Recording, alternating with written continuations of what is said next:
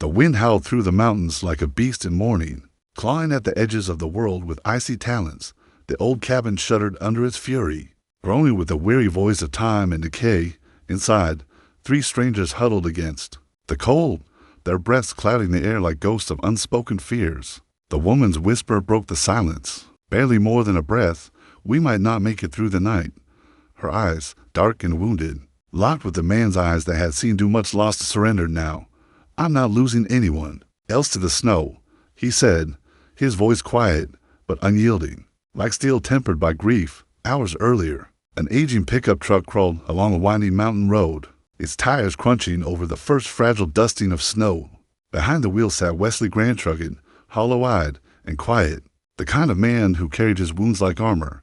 In the rearview mirror, he could see his daughter Maisie curled beneath a blanket, her tiny fingers sketching invisible trails into the frost that painted the window. She was only 8, but something in her eyes, hazel and gold like her mother's, held the depth of old souls. At lost summers, the truck's radio sputtered, then crackled alive, the weatherman's voice, cutting through the static like a warning from the gods. Heavy snowfall expected tonight, severe blizzard possible, all residents advised to remain indoors. Wesley's grip on the wheel tightened, the scars on his knuckles white beneath the pressure. Home wasn't far, but the storm was faster. If he took the mountain shortcut, they'd save 30 precious minutes. Minutes he could spend helping Maisie with her science project. Minutes she would remember long after the snow melted.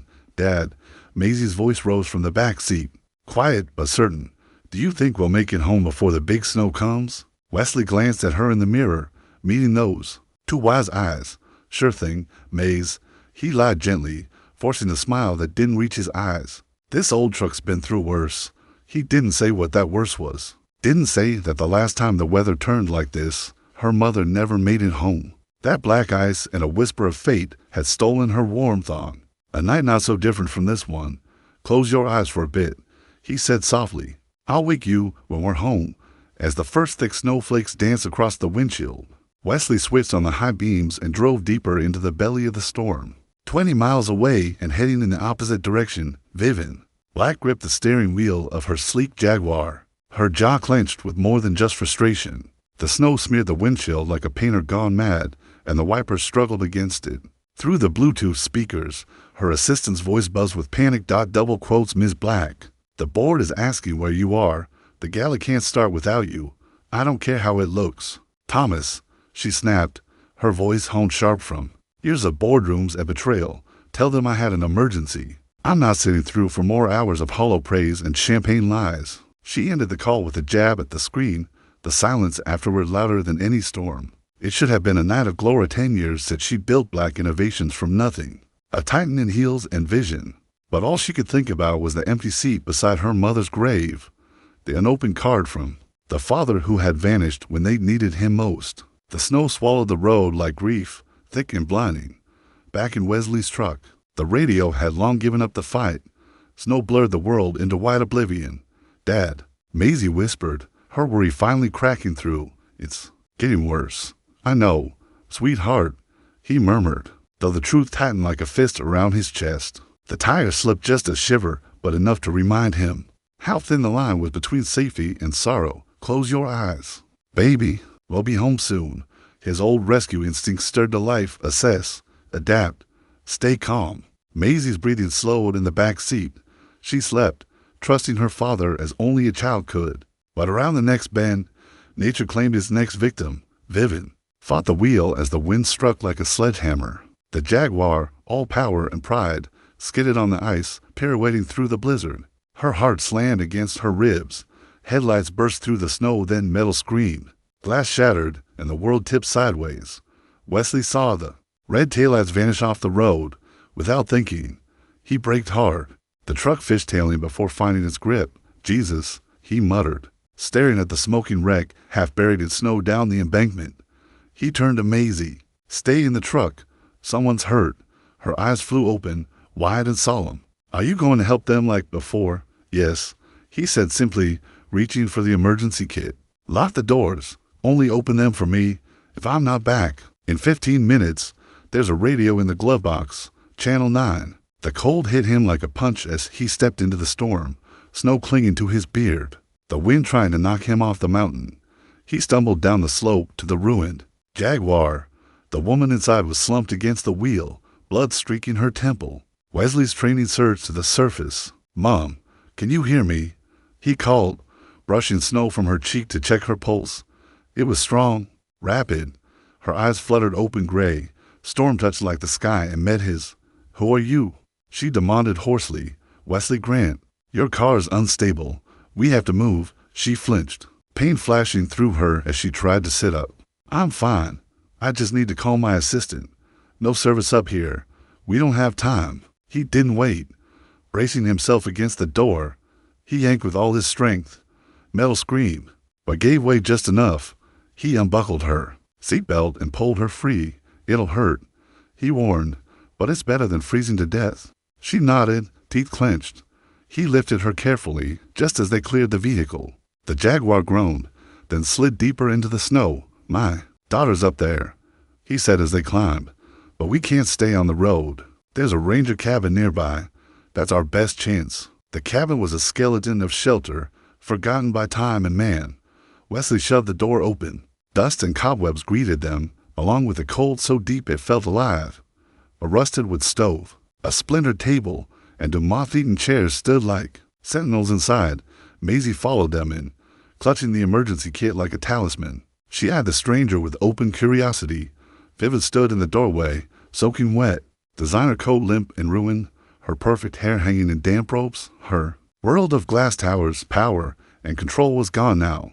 In its place was this shack, this storm, this little girl staring at her like she was a question needing an answer, and Vivienne had none. She had been running from her past, her pain, her ghosts, and now she had slammed into the quiet, unshakable presence of a man who still believed in saving people.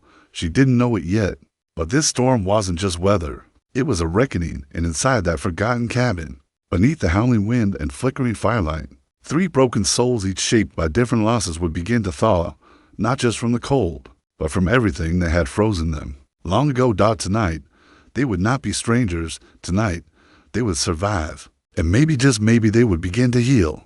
The storm outside howled like a grief-stricken spirit, battering the weather-worn cabin with a fury that seemed to echo the tempest. Raging inside its newest occupant, Vivienne Black stood just beyond the threshold, her posture ramrod straight, a fortress of pride against the biting cold and crumbling surroundings. She surveyed the dim interior with veiled contempt, the flickering firelight casting harsh shadows across dust-laden walls. "This is quaint," she said, her voice stretched taut with forced civility, like silk pulled over splinters. Her manicured finger trailed along the rough wooden table, as she visibly recoiled at the grime that clung to her skin. "Is there perhaps another option nearby, a hotel or a restaurant?" The question hung in the air, absurd and fragile against the growl of the wind outside. Wesley didn't bother concealing the fatigue in his sigh as he knelt by the stove, coaxing life from brittle kindling. "Nearest town's 30 miles. In this weather, might as well be on the moon." His words were even, but the subtle edge behind them was unmistakable. "You're welcome to try your luck back on the road. I wouldn't recommend it." It wasn't a threat. It wasn't even unkind. But the unsaid challenge lingered between them, taut as a wire. Vivienne's jaw clenched, pride wrestling with logic. Finally, without a word, she shut the door against the blizzard, the wind shrieking as if in protest.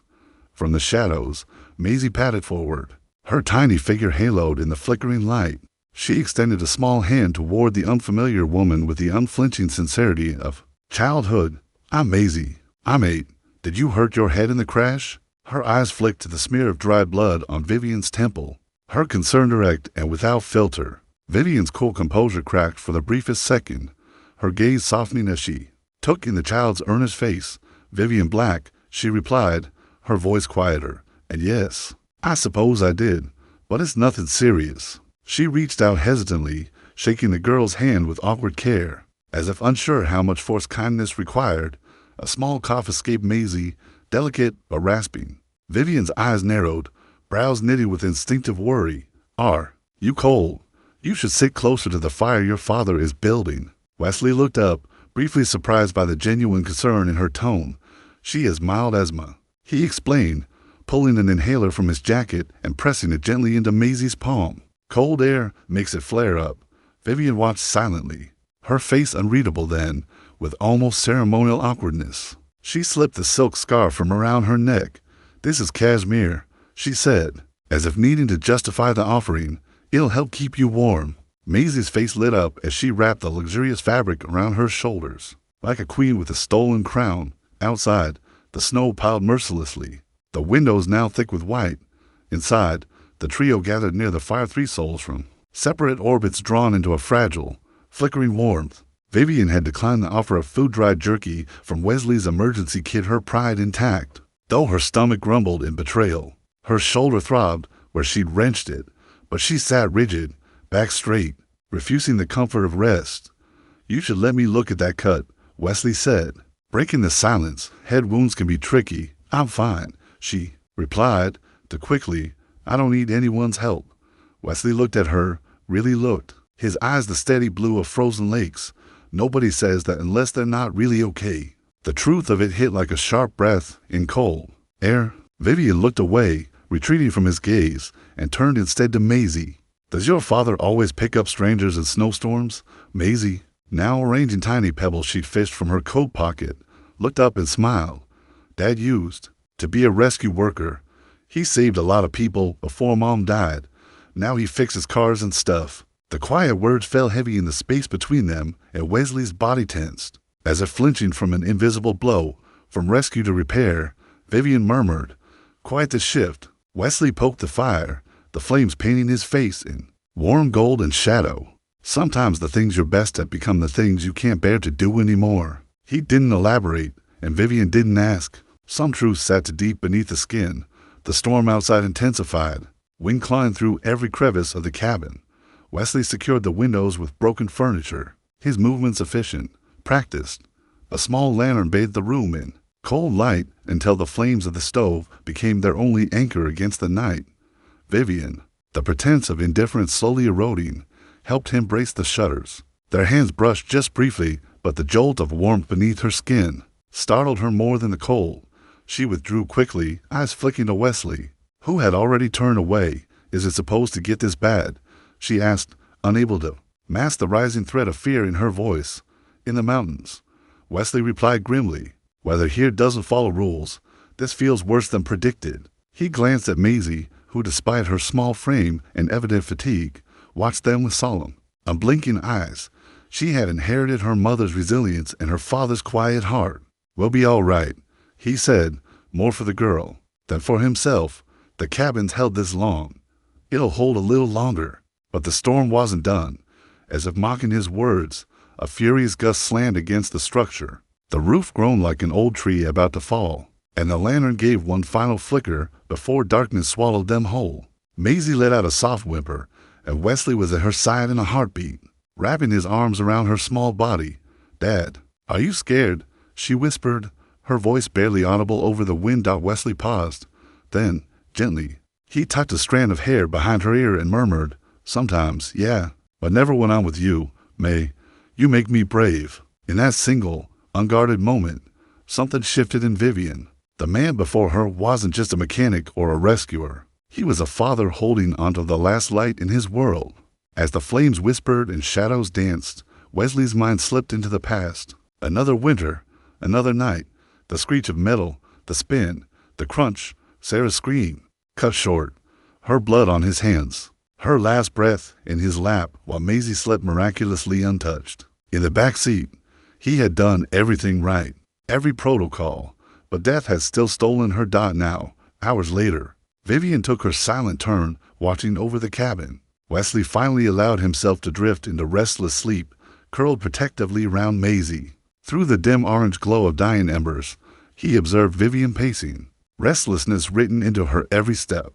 Gone was the woman of boardrooms and billion-dollar mergers. In her place stood a figure unmoored, haunted. She clutched Wesley's spare flannel shirt around her thin frame, the silk blouse beneath already stiff with cold. The fire popped gently, and outside, the wind screamed.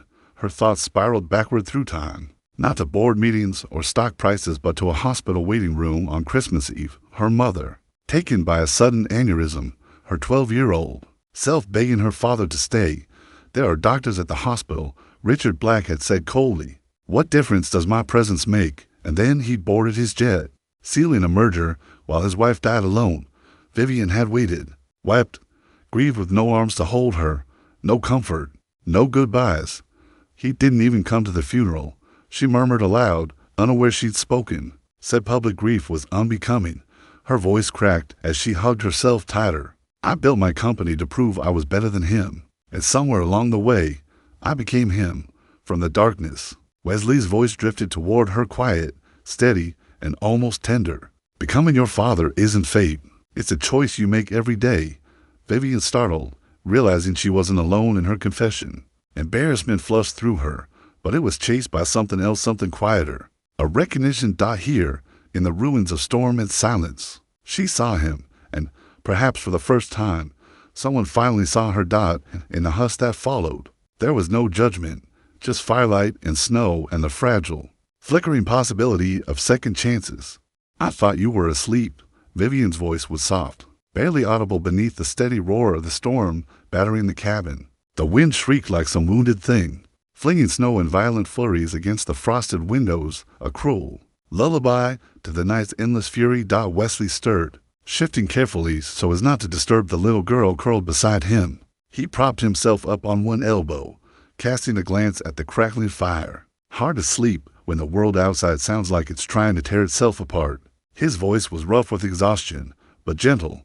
For a moment, silence settled between them again, broken only by the hiss of fire and the distant groaning of timber under pressure. Then, Wesley added, almost as an afterthought, for what it's worth, you gave my daughter your scarf earlier. That's not something your father would have done. From the way you talk about him, the observation wasn't pointed, wasn't accusatory. It just hung there quiet, unexpected, a fragile bridge tossed into the storm between them. Vivienne didn't reply, but a subtle change passed through her, like a thaw in ice. Her shoulders dropped, just slightly, as she reached to feed another log into the fire. It was nearing dawn, though you couldn't tell through the white drenched windows. The storm had quieted some, but not ended. It pulsed now with a steady, ominous rhythm, like a predator circling its prey. They sat across from each other on either side of Maisie's sleeping form, Wesley unwrapping the last of the emergency rations. He broke the silence with a quiet question. So, you run a company? Vivienne hesitated. Compressing the magnitude of black innovations into a casual fireside chat felt oddly dissonant. But she answered, technology, she said, her voice low. We specialize in integrated systems for renewable energy. Our latest project was a microgrid solution designed to keep rural hospitals running for 72 hours during blackouts. A flicker of something genuine interest perhaps touched Wesley's face. He nodded, chewing slowly. Useful. That's the kind of tech the world needs. Not just toys for the rich. That's the hope, Vivienne admitted, though our shareholders usually want something flashier and more profitable. She studied him. Maisie said you fix cars now. Mechanic at Roland's garage, he replied, brushing crumbs off his lap. Cedar Creek. It's not much, but it keeps food on the table. No mention of his past. No stories of search and rescue missions or the lives he'd once saved. Vivienne's curiosity had been building since their first encounter, but asking felt risky, like stepping onto unstable ground. Still, the question came, why'd you stop? The rescue work. I mean, you were clearly good at it. The moment she spoke, regret lanced through her. She hadn't meant to bring up the shadow of his wife's death, but the damage was done. Wesley didn't answer at first. Silence stretched, heavy and raw. Then, quietly, he spoke. After Sarah died, Maisie's mom, I couldn't reconcile it. I'd trained my whole life to save people, strangers. And when it really mattered, when it was her, I couldn't save her. His voice remained calm, but pain seeped through like blood through a bandage. After that, every emergency call I went on, all I could see was Sarah's face. He ran a hand down his beard, a nervous habit Vivienne had begun to recognize, a grounding gesture. Some things, they break in ways that don't fix right. His honesty cracked something open inside her. Without her polished armor, her curated image, her carefully constructed life, she found herself speaking more freely than she had in years. I understand more than you think. Her eyes met his across the fire. After my mother died, I built walls, tall ones. I told myself that if no one got close, no one could hurt me again. And did it work? Wesley asked, the firelight flickering in his steady gaze. You can run a company, control every moving piece of an empire, but does it make you feel safe? The question sliced clean through her. For a moment, she tried to summon the practiced reply, some polished line about control and success, but it died in her throat.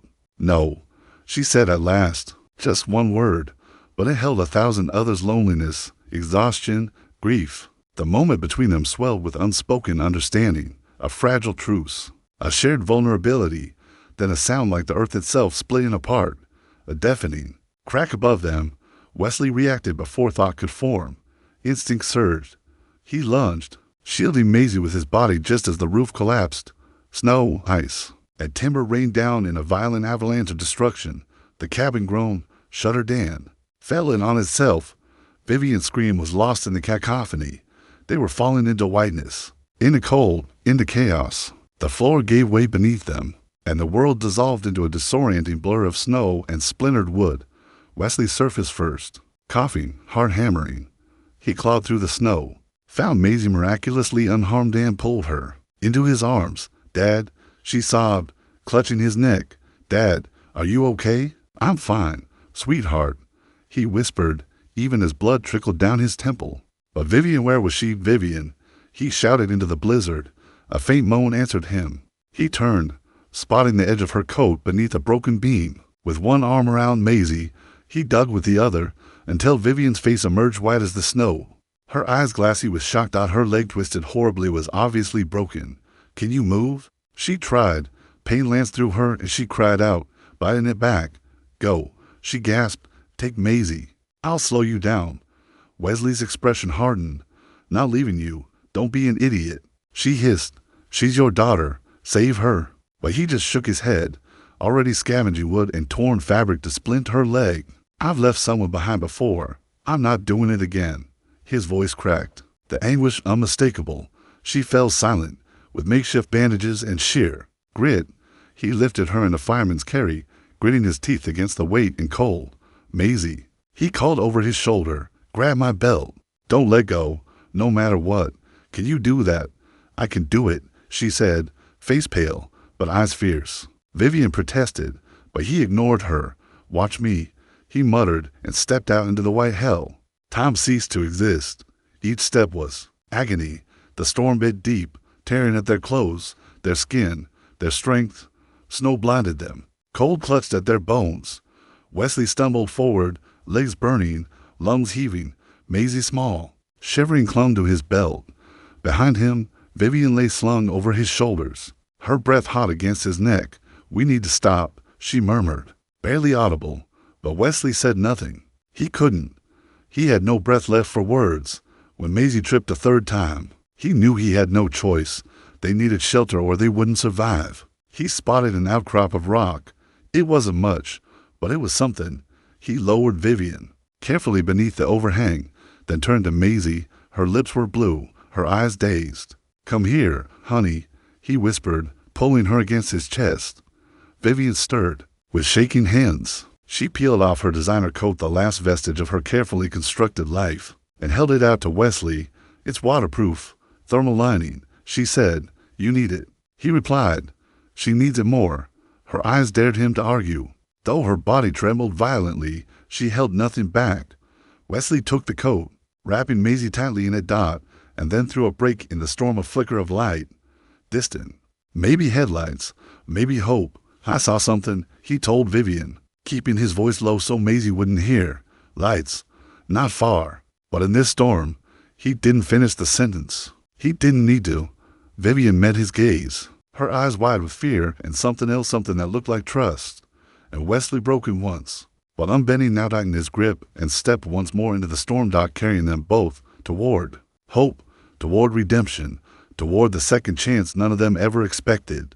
He paused at the edge of their makeshift shelter, the wind screaming like a wild animal beyond the rocks.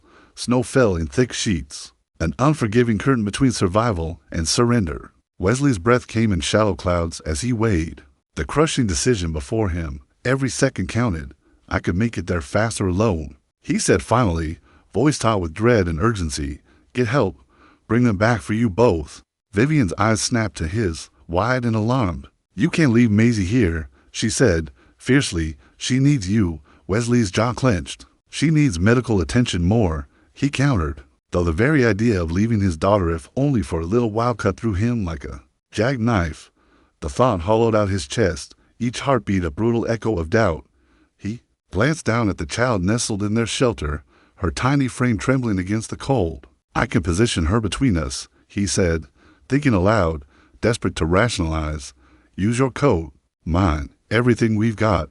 Shield her from the wind. Leave her with me, Vivienne said, quietly but with fierce conviction. I'll keep her warm. Wesley hesitated. The storm raged, but it was the storm inside him, this terrible, impossible choice, that deafened him most. I won't let anything happen to her, she added, her voice steady despite the obvious pain in her broken leg. I promise. The weight of those words silenced the wind for a moment. Vivienne, black icon of power, forged in corporate steel, was offering herself up as guardian to the most precious thing in Wesley's world. It wasn't just a promise. It was an invitation, a request for trust, something she likely hadn't asked of anyone in years. He searched her face. Beneath the grit and blood, behind the veil of pain, he saw something that anchored him, resolve, not unlike his own, hardened her dot as he turned to leave. Her hand shot out and grasped his wrist, not hard, but unyielding. Wesley. She said his name for the first time, falling from her lips like something sacred. Be careful. He nodded once, emotion tightening his throat, and turned before his resolve could crack. Then the storm took him, swallowed him whole in a blizzard of white and wind out behind him. Vivienne adjusted her battered body to curl protectively around Maisie, grimacing as fire shot through her shattered leg, but she said nothing of the pain. Her arms wrapped tighter around the girl, and she leaned her back against the stone to block the icy gusts. Your dad is very brave, she murmured, her voice a quiet talisman against the dark. He's the bravest, Maisie whispered back, snuggling closer. He saved you. Now he's saving us again. Vivienne swallowed hard.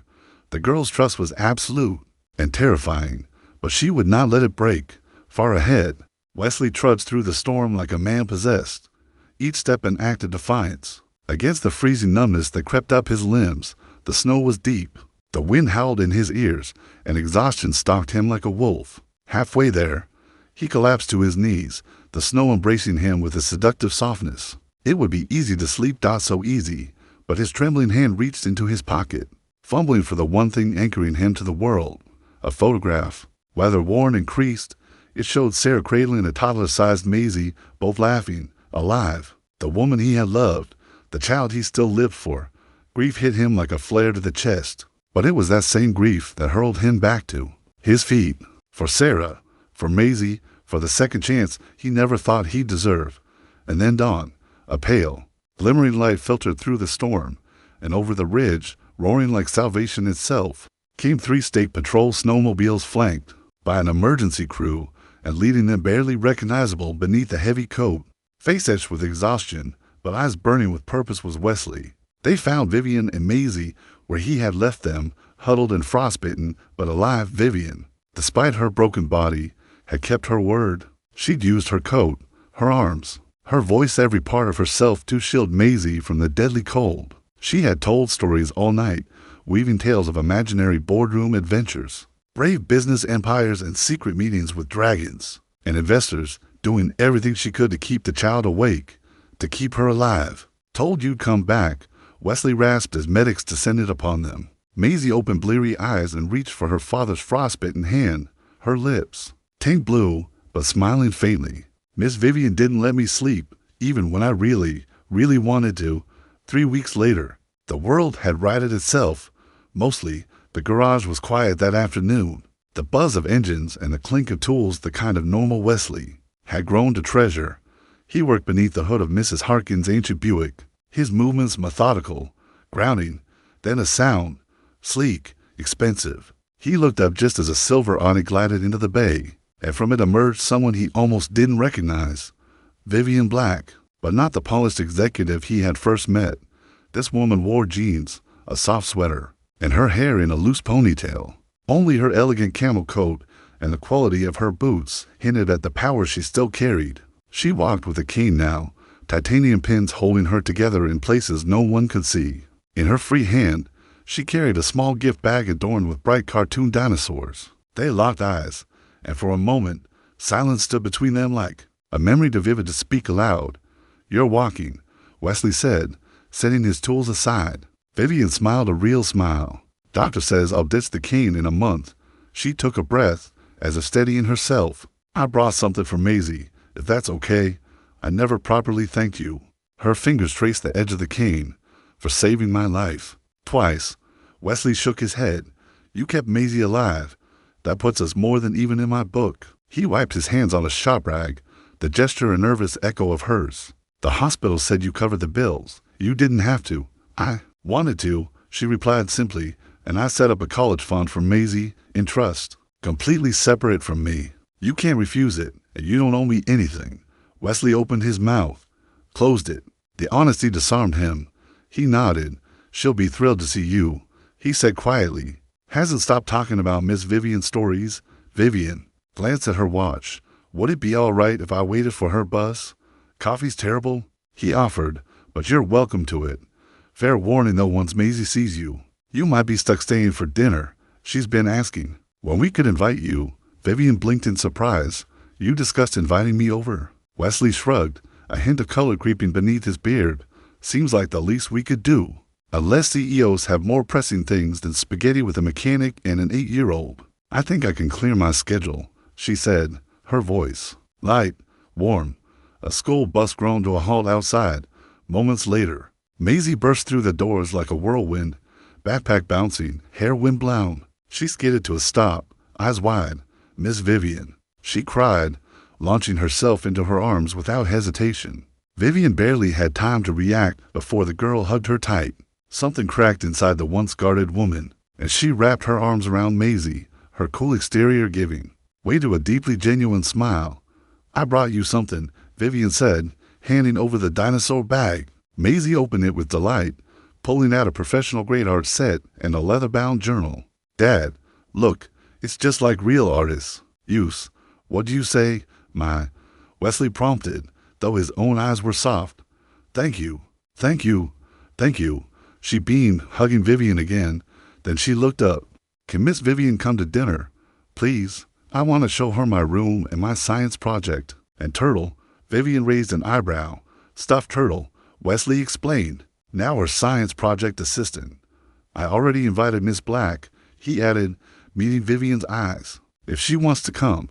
"I'd love to," Vivienne said, surprised by how deeply she meant it. Dinner in a modest home. Laughter. Connection. It sounded infinitely richer than any business meeting or reservation. As Wesley closed the garage early and they walked out together. Something unspoken passed between them, a thread of understanding forged in pain, tempered by survival. There were no declarations, no promises, just a simple, profound awareness that something had shifted. Vivienne had taken her first step out of isolation. Wesley, in opening his world to her, had begun to let his heart breathe again, and from the back seat of the truck, Maisie watched them. Quietly, children notice things, feel the invisible. "Dad," she whispered as they drove, "Miss Vivienne doesn't look sad anymore, and neither do you." Wesley looked in the mirror at her, then out the window, where Vivienne's silver Audi followed close behind. "No," he said softly, "I guess we don't."